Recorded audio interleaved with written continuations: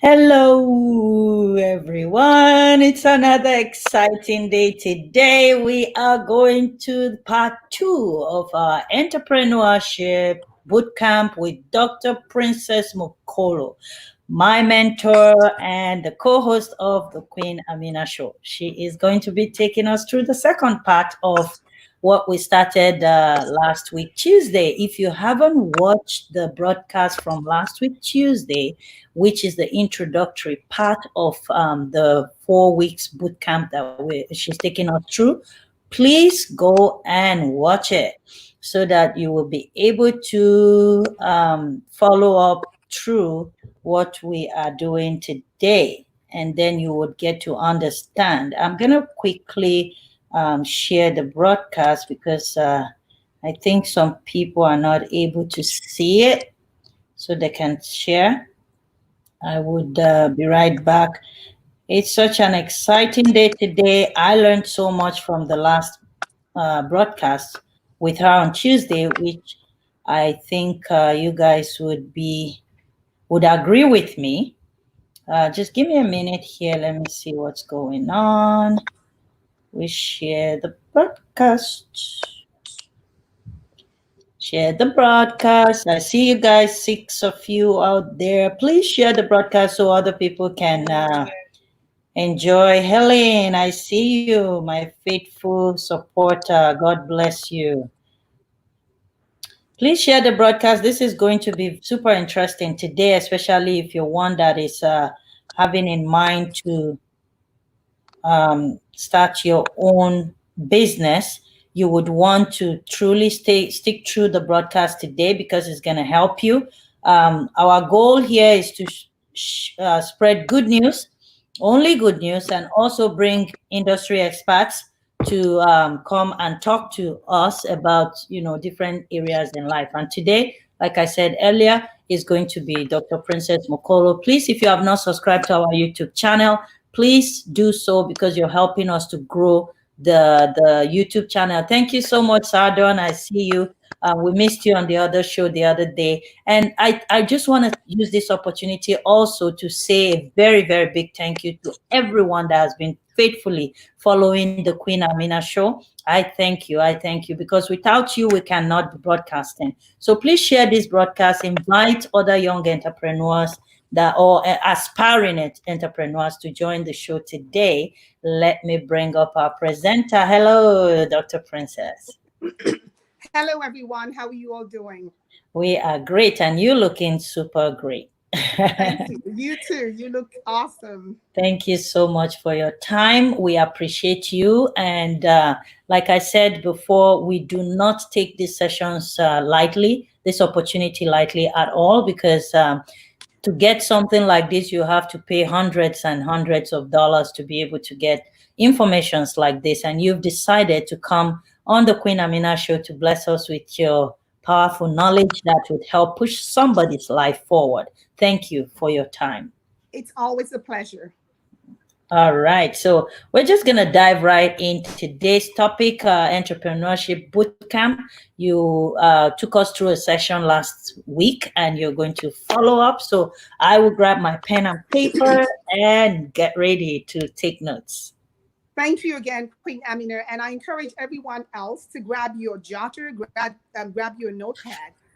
It's not just a presentation. The goal of this series is that at the end of the four-part series, everyone who is interested in starting a business, post COVID, post the lockdown, everyone who is maybe reevaluating, the steps, that they took when they started their business, we're hoping that we will all have notes, and we will have something to take away from these sessions that will improve our opportunities as we start our business. So as she just mentioned, we're on part two of our series. Actually, we're exploring the entrepreneurial lifestyle. We're looking at the lifestyle of an entrepreneur, and this is part two of our entrepreneurship bootcamp from the Dr. Prumok series. Last week, we looked at characteristics of successful entrepreneurs. I also shared the outline with us last week. I, talked to us about what we will be doing in the next 4 weeks. We did the characteristics of successful entrepreneurs, and then we also talked about, you know, some of the success traits. Then we talked about, today we're going to be talking about how to evaluate your personal vision. And then next week, we're going to look at evaluating your professional goals and your financial goals. And we're going to bring it all together in crafting a personal vision statement that incorporates your personal vision. I mean, your personal goals, your lifestyle goals, your financial goals, your professional goals. This is very important because when you go into a business, you have to ensure that the business is the right fit for you, for your family, for your health, and all that.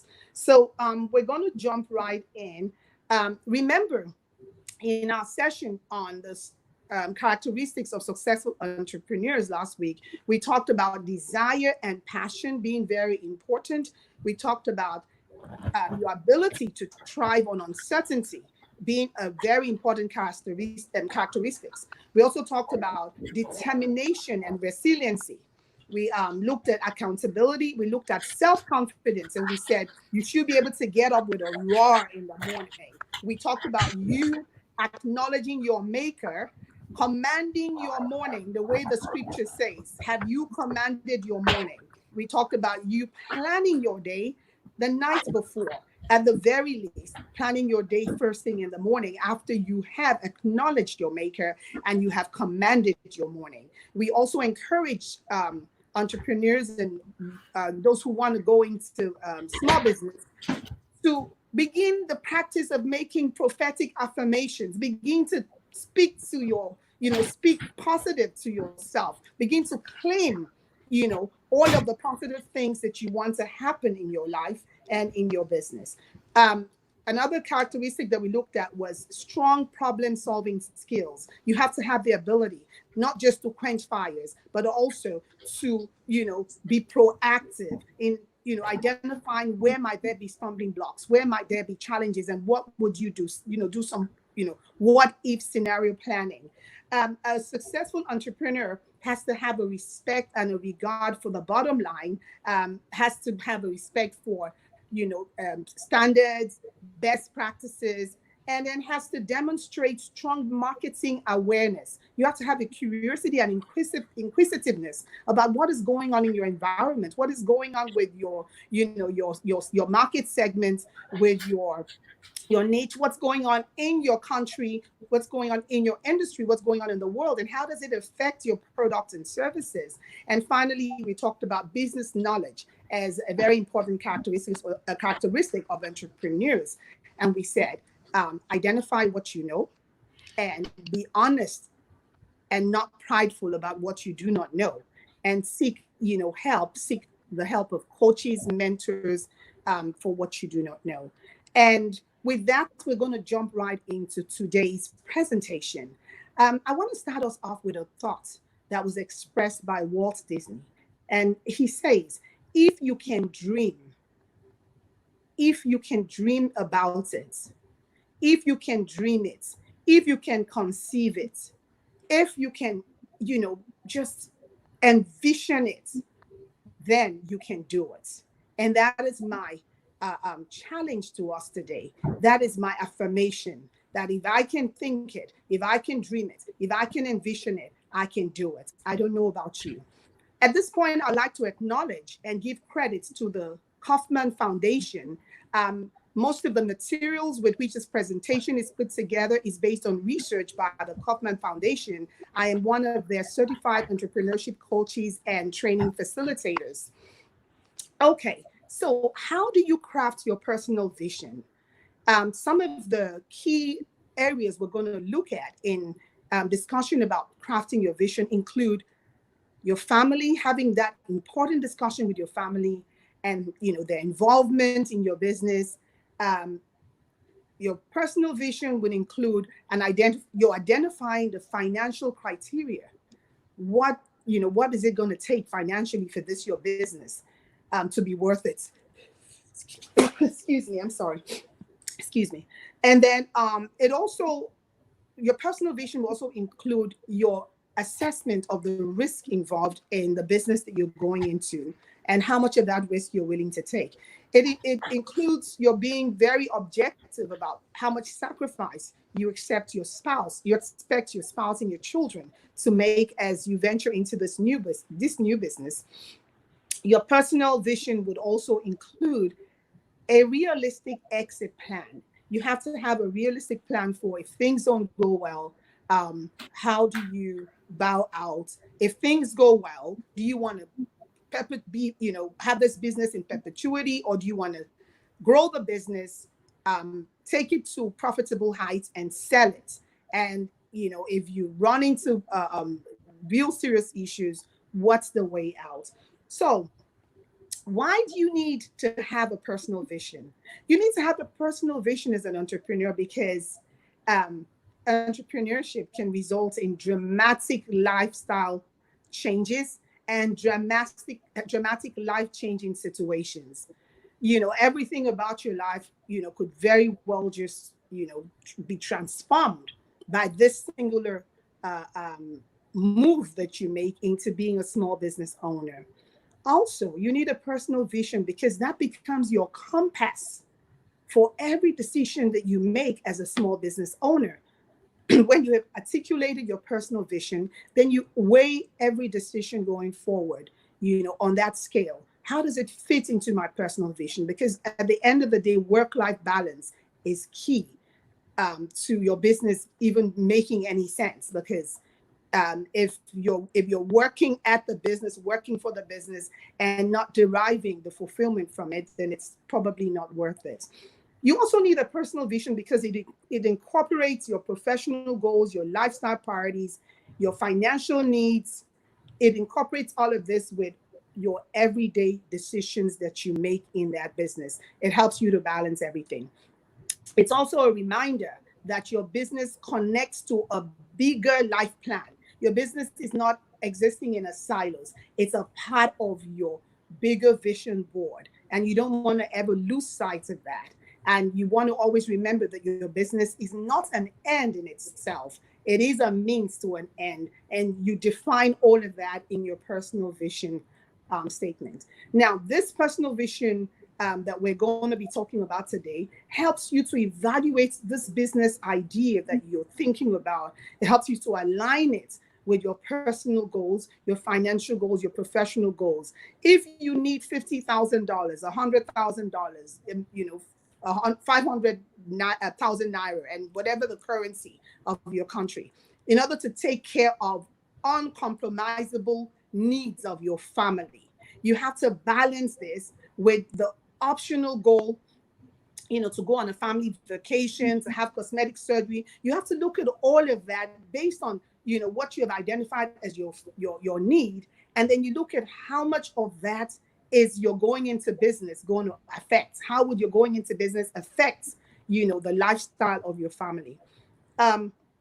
It gives you the opportunity to predefine your non-negotiables. What are some non-negotiables? Maybe your working hours, maybe the days of the week that you work. You might say, I'm not going to work on Saturday or Sunday. So I'm not going to go into a business that's going to require that. Or I'm not going to design my business in a way that will require that. It helps you to outline and carefully reflect on the critical factors in your personal and professional journey. It helps you to carefully research and evaluate what kind of venture you should pursue.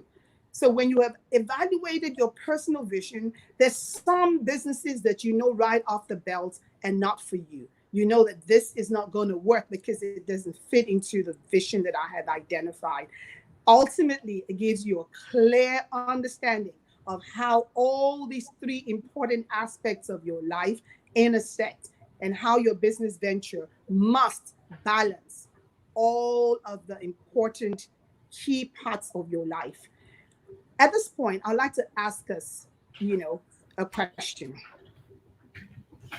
And I like, as I ask this question, that in your notepad, in your journal, that you make a note, and I want you to do this really early on in the process, even before you jump into selecting the business or, putting resources together for this business.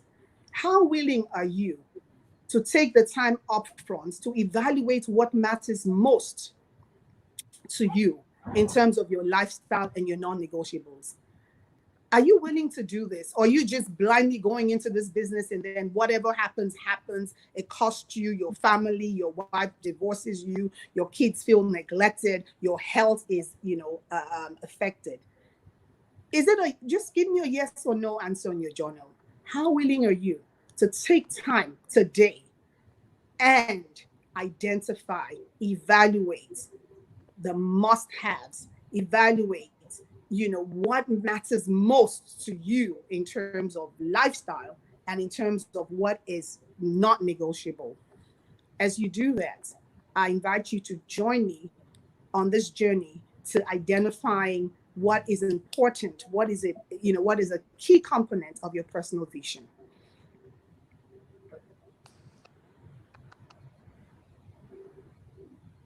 I hope you've written something in your jotter. I hope you're reading something in your notepad, a sort of commitment to this evaluation we're talking about. Because as important as this is, as obvious as it seems, in reality, a lot of people do not take the time to do this evaluation of what is important to them before they start the business. So hold on to your pen. We're looking at your personal and your professional life balance. We're looking at flexibility. We're looking at location. We're looking at travel considerations. Today, we're going to be talking about physical requirements, your health, your wellness.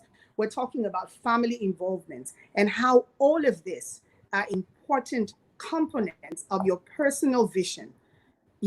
What is that personal vision that will lay the foundation for where you're going to go in terms of what kind of business, what hours, who are you going to deal with, where are you going to do it? We're going to break this down one by one. So professional, personal life balance. This business that you're trying to start, what is your preference as a person? What is your preference for the amount of stress you're willing to take?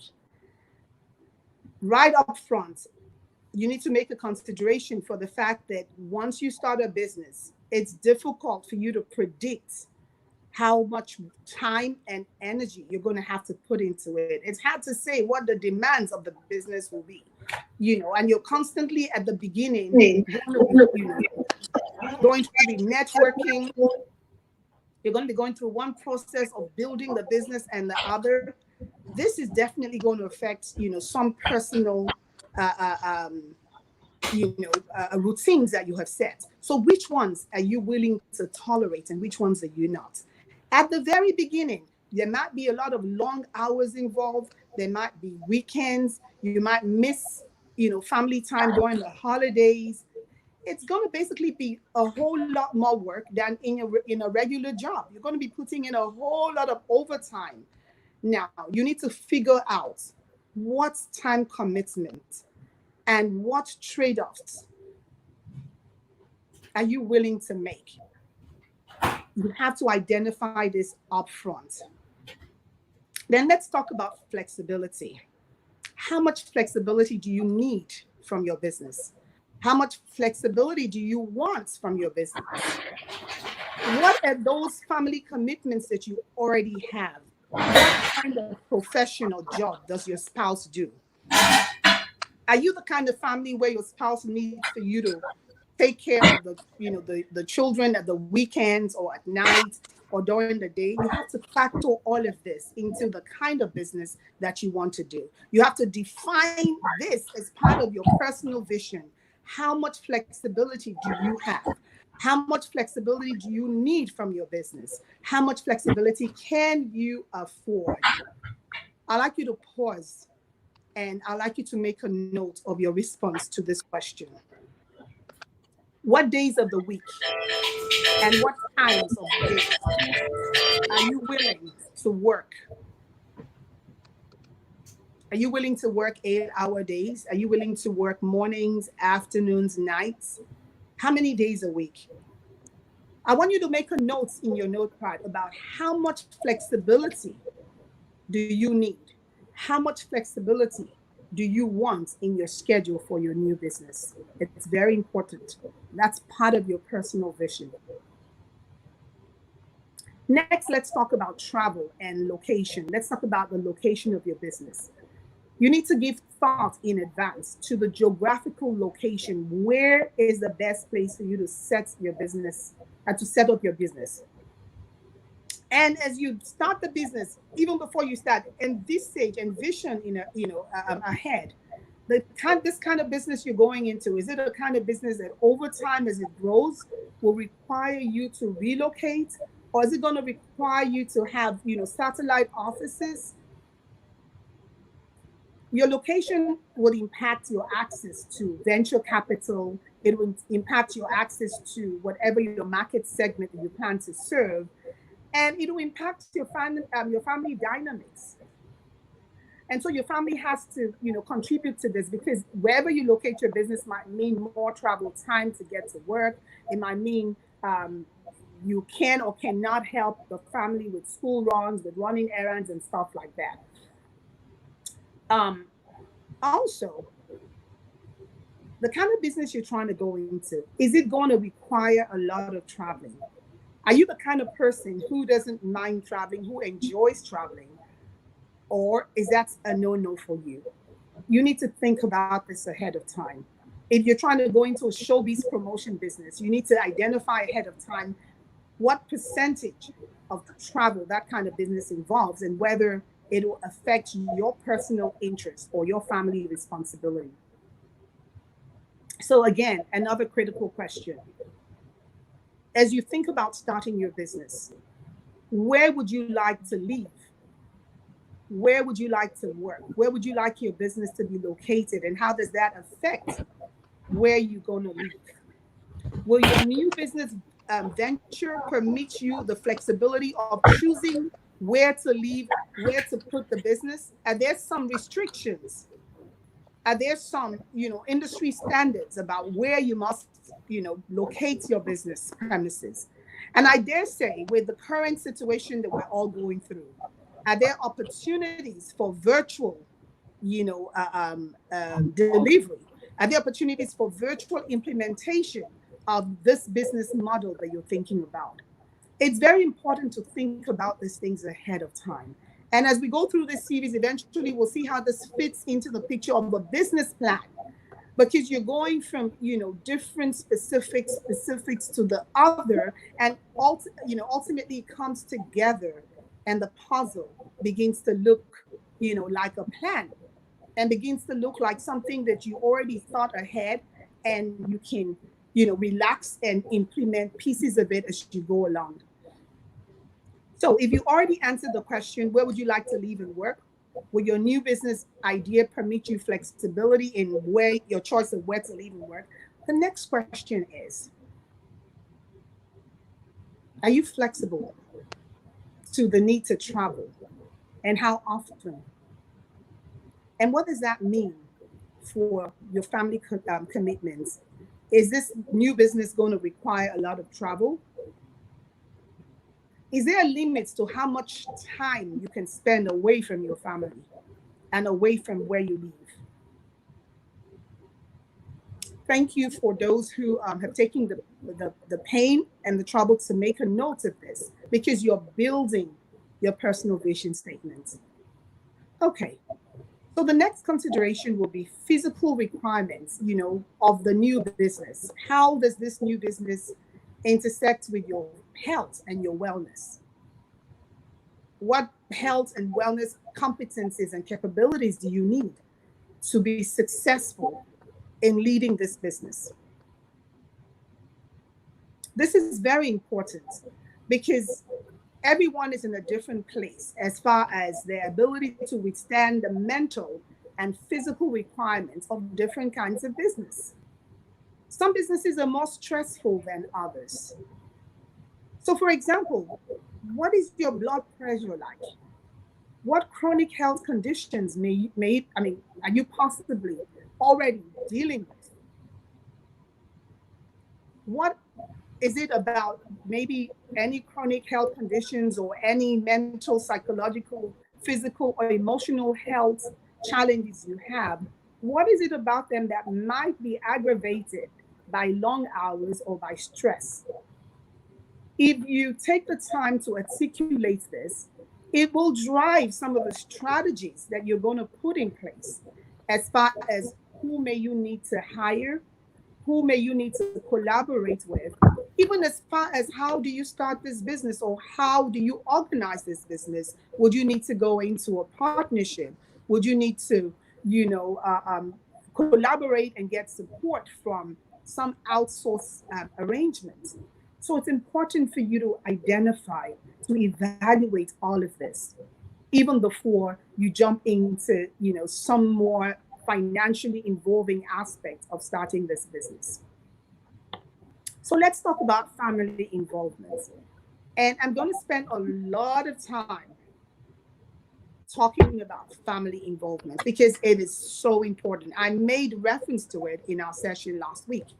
And last week I said, if you're trying to start a business and you have not discussed it with your family, I challenged everyone and I said, last Tuesday was the day to start that conversation. So if you already started the conversation, well, we're going to encourage you to continue the conversation based on some of the tips that we're going to give you today. And if you have not started the conversation, it's not too late. One of the biggest challenges of being a successful business person is, you know, carrying everybody along, starting with your family, who are, you know, one of your major stakeholders. So we have to recognize that there's a strong potential for family issues, for some conflicts to arise because of this new venture. And so we must evaluate the effect of our proposed business on our family dynamics. And we must do that evaluation early on. It's also important that we begin to discuss all the concerns that we are able to identify in advance. You know, the ones that you're able to, you know, identify, concerns about, you know, finances, concerns about your time commitment, anything that, you know, relates to your business that you feel will impact your family. It's important to have that conversation. As you think about the conversations that you need to have with your family, I want to, you know, give you some tips on some must have, some things that you must include in that conversation. So it's important for you to include, you know, something about the ownership structure. You know, is this going to be just us as a family that own this business? Am I going to have partners? Am I going to have shares? I mean, sell shares, and, you know, how am I financing the business? Is it debt? Is it equity? And all of that conversation. It's important to talk about investments. How much of the family resources are you going to, you know, you're planning to invest in this business, and how does it affect the family's financial status? Some of the conversations would include, you know, talking about responsibility, possible responsibility, and possible participation of family members in the business. Are you going to need, you know, maybe your spouse to help you with bookkeeping behind the scenes? Are you going to need someone to help you with after hours answering the phone? Are you going to need a young person in the family to help you with social media, marketing, and all that? It's important to have these conversations at the beginning, at this time, when you're articulating your personal vision, when you're starting to put together your business plan. It's important to discuss with your family and get their buy-in and their acceptance about the amount of time commitments that this business is going to require from you.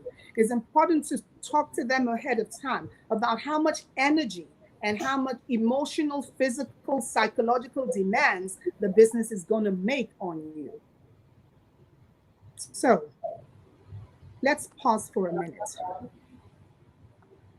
and let's answer another critical question in our notepads, in our jotters.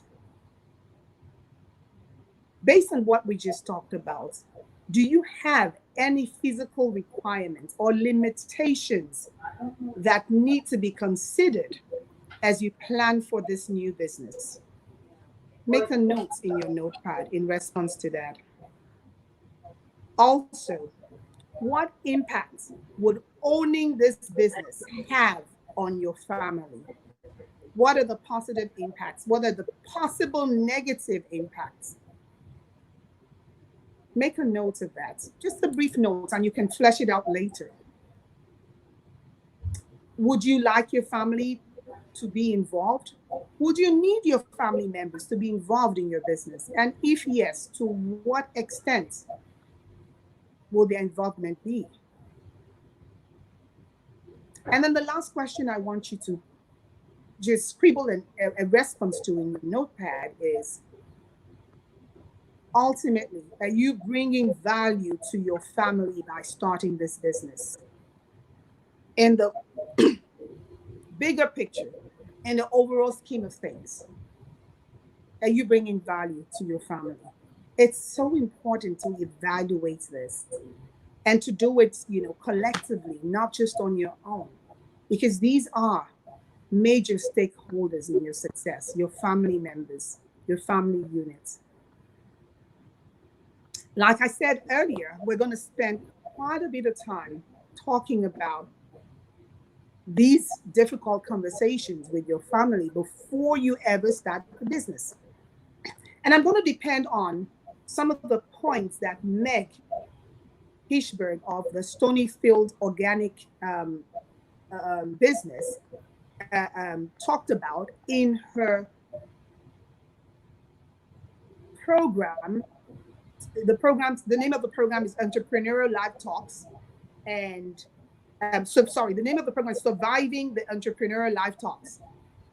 And she identified some key factors, some key topics that must be had, that must be included in these family discussions prior to you starting the business.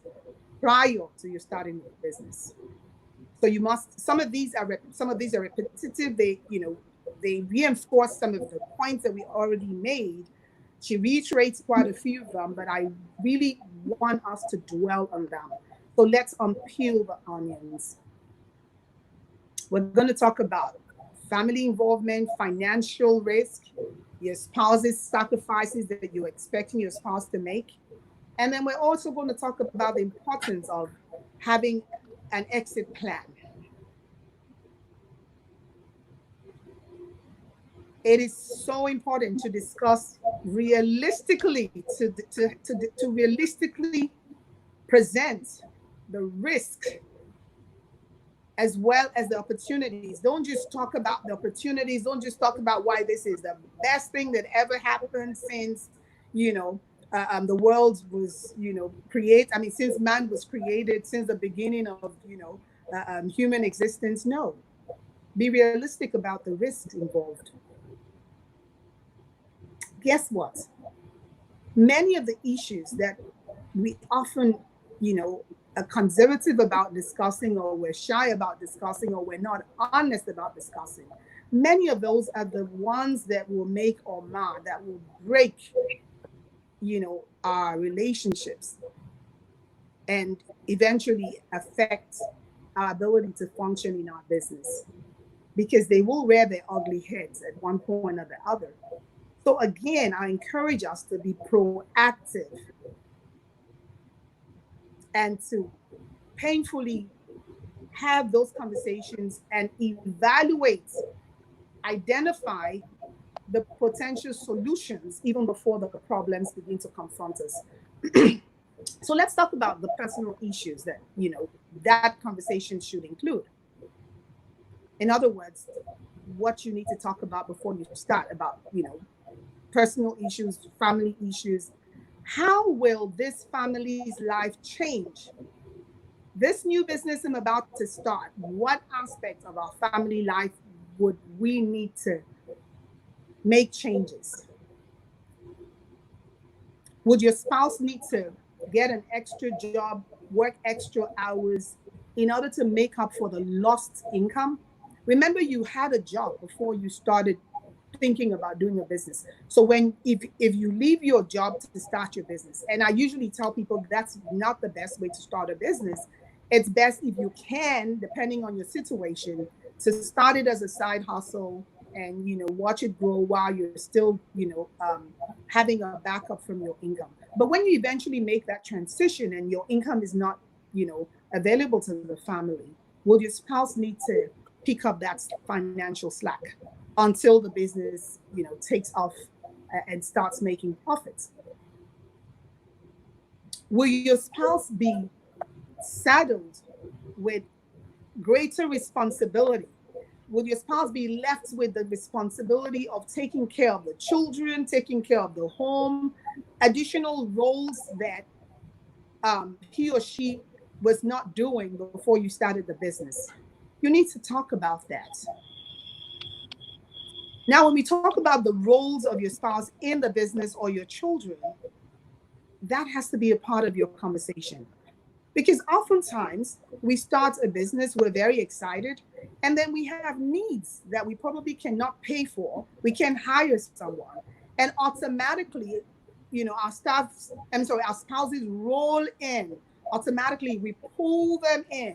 They slide in, and they're wearing so many hats. They were not the ones that had the business idea. They were not the ones that had the passion and the zeal and the resiliency, but ultimately they become a part of the fabric that weaves that business together. Have that conversation. Because where you don't have the conversation, in many cases, then you have, a resentful spouse. Because all of a sudden, this spouse is having to, run errands at the bank, manage your bookkeeping, answer the phones. They're suddenly having to do things that they're either not trained for or that they're not interested in. Suddenly, they're trying to help you, and sometimes you don't even realize that they're giving a helping hand. Sometimes in your psyche, you almost feel entitled to your spouse's contribution to your business, because after all, it's our business. Well, you have to set that foundation by having these conversations. If it's going to be our business, let's talk about it. And if you're going to need your spouse to contribute one way or the other, technically, in the business, professionally, let's talk about it. Don't wait until you start and then you need help. And all of a sudden you need a delivery person. Your spouse has to go do deliveries. And then you need a savior somewhere and your spouse has to save you. And you need to quench a fire and you need your spouse. That could become stressful and could lead to resentment. You have to have discussions on how do we compartmentalize our family life, our personal lives, our professional lives, and how do we disentangle the things that are going to bring us together? So if your spouse is going to come and work in the business, if your family, your kids are going to come, how are you able to separate, family from business? How are you going to be able to separate your personal relationships from this new business relationship? The next part of this difficult conversation that you must have is about the financial consequences and risks involved with the business. We talked about it earlier, and I just want to reemphasize. So what is going to have to give financially in order for you to launch this business? You have to have a realistic conversation. If it's going to mean no more family vacations for some years, if it's going to mean no more eating out on Sundays, if it's going to mean, we have to hold on the repairs of the garage or the extension of the house, we have to hold on buying a new car, you need to be upfront about what it's going to mean in financial terms. What is the vulnerability of your family's assets? She talks about being very open about what is this going to cost us? Are you planning to put the house up as collateral? Are you planning to cash in on your retirement? Are you planning to take, ABC investments, assets, and put it towards this business? Be upfront about it so that your spouse knows, how much exposure the family is getting. And then make sure that they're on board. Make sure you have their agreements, and make sure you discuss together the implications and, get a buy-in about what kinds of insurance coverage you need, what kinds of business insurance, disability insurance, health insurance, and what other strategies do you need to put in place to insulate your spouse and your family from any misfortunes or any unpredictable losses that your business might face? Don't wait until it happens. These are the things that you discuss ab initio before you start. These are going to be the things that you put in your personal vision statement. You have the conversation and you put down what you all have discussed and what you've agreed. And then, of course, the all-important question of what happens when any of the 3Ds occur: death, disability, God forbid, divorce. Very hard conversation.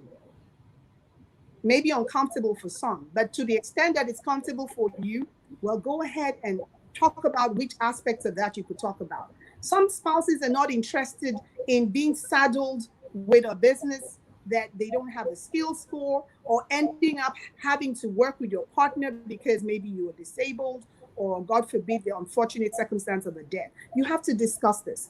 And when you have the discussion and the conversation and you gain the perspective, then you build that into whatever strategies you're putting into the formation of your business and the organizing of your business. Now, we're still talking about finances. Have a conversation with your spouse about what would you do with the profits from the business. Your spouse needs to know. Are you, like the average business person, going to have a plan to just put it all back in the business? Are you going to put some of it, towards family expenses? Is your spouse expecting you to invest some of the profits when they eventually start coming, to invest some of it in some other less risky ventures? You have to have this conversation. And so all of these tips were from Meg Hirschberg. And she emphasizes, at the end of the day, she emphasizes the importance of setting what she calls a cost-based number. So she says it's important that you set some kind of ceiling, some kind of number that you both agree, and you say, this is the max, this is the most exposure that we can, allow as a family. I'm fine with, us investing XYZ amount. I'm fine with if we have to invest any more at any point in time, adding on, 1, 2, 3. But beyond this, I think it's, a disfavor to the family. So have that conversation, set those numbers. Know in advance, know ahead of time where you will draw the line as a family. Know ahead of time what that threshold is. Because some of us entrepreneurs, some of us that have an entrepreneurial spirit, we're incurable optimists. Yes, we see the glass always as, half full, but sometimes we're not objective. Sometimes, things are going wrong. Sometimes we're about to lose our home, our car. Everything is, everything and anything can be sacrificed for the business. Well, you have to have this conversation at the beginning with your spouse about what is that threshold? At what point do we need to sit down and discuss and reevaluate this business? When do we need to have this other conference that says you exceeded the cut bait number, you exceeded the threshold, the business is still not doing well, that 1 million contract you were envisioning has not happened. It's been 3 years, it's been 4 years. Where do we go from there? Where do we go from here? Where is this business headed? If you have the first conversation, it becomes easier and logical to have this second conversation where you reevaluate. And then you agree on how much more resources, if any, you're going to put into the business. And then you also, reassess, ultimately, is this business benefiting this family or is it hurting the family? This is 2 years down the road, 6 months, 3 years down the road, and the numbers are not looking good. Now, finally, she says it's important to have an exit plan. It's important at the beginning as you put together your vision statement, your personal vision, as you put that together, as you put together the foundation upon which you're building your business, which says these are my non-negotiables. These are the, the factors that, I must pay attention to as I make my business decision. Include in that list your exit plan. So if things don't go well, what's, plan B? Remember that 50% of new businesses fail in the first 5 years. So you must have a plan B. And I tell, my audiences, every time I do training for SCORE, and for Dr. Pumok, whenever we talk to entrepreneurs, I say the entrepreneurial spirit that God is giving you is for keeps. It's a blessing. So the fact that maybe one business fails does not mean a failure of your entrepreneurial, competencies, or it doesn't mean that your vision, is dead. You still have the vision to change the world, the vision to, meet a need, to fill a gap. That vision is still there. It just may not be the time for that particular avenue, that particular channel, that particular product or service. It might be that you need to look again. It might be that you need to do a whole new set of research. It might be that you need to re-strategize on your market niche, on your focus, on, a whole bunch of stuff. And that's the plan B we're talking about. I'm not talking about giving up entirely on your envisioning yourself as, a change maker. So when we talk about these conversations with your family, the truth must be told that at the beginning, as we are advocating at this time when you're just starting, a whole lot of things are unknown. We understand that. So as you discuss with your family, everyone must be on board with, the reality that the entrepreneur, the one trying to start the business, does not have all the answers. But the entrepreneur should be open enough about the answers that he or she does have. And as things become clearer, as more information becomes available, carry your family along. So it calls for maturity on the part of everybody as we have these conversations that, I'm advocating. But I dare say, and I encourage everyone, that you cannot go wrong with having this conversation and carrying your primary stakeholders, your family, along right from the beginning before you even start. And I ask the spouses that are listening to promise that you're not going to hold the entrepreneur, you're not going to hold them to ransom. You're not going to, say, oh, you told me we were going to make this profit. No, you have to be empathetic. You have to be supportive, especially if they're opening up to you and having these conversations. So down the road, when things are not the way they presented it, you have to, show that understanding. It's all about communication. It's all about carrying everybody along. So in summary, we talked about you starting to craft your personal vision today. And a big part of it, we said, was having these conversations with your family.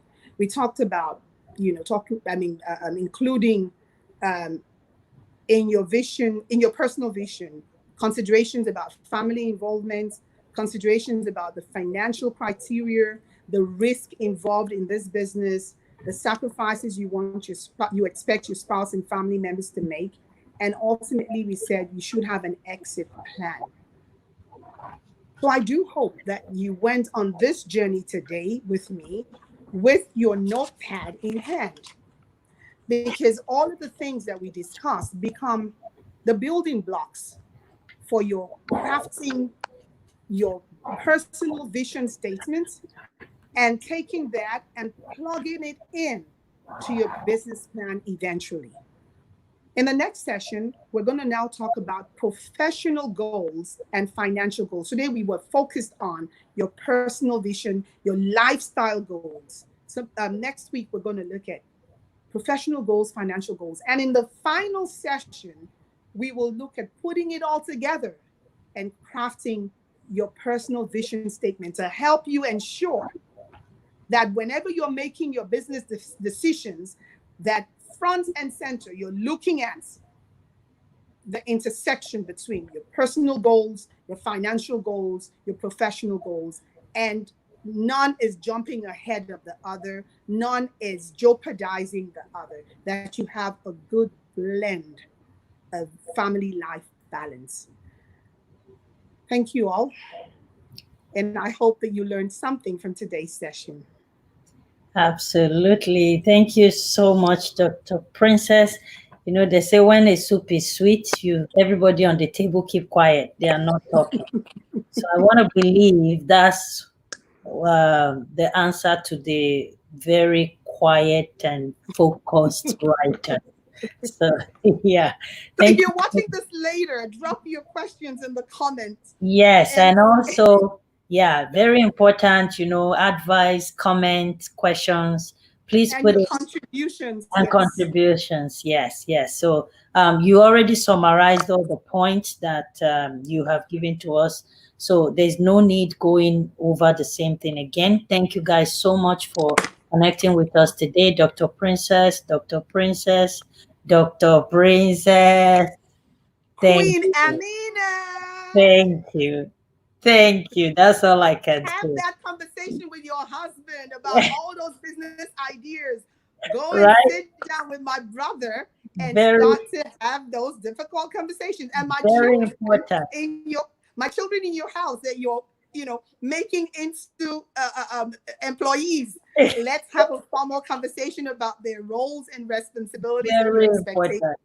Very important. Yes. But guess what you're opening up now? So since we are discussing this, how much are you paying me? So mind yourself on that advice. Well, Because well, let them know that Auntie Princess said it's not about how much you're going to pay them. It's I about have to employ them now. everybody. Since you advise Well, that we should have no, a no. See, Auntie Princess says they should keep their record of the hours that they're putting in, so that when the profits start coming, they know what you owe them. right, right.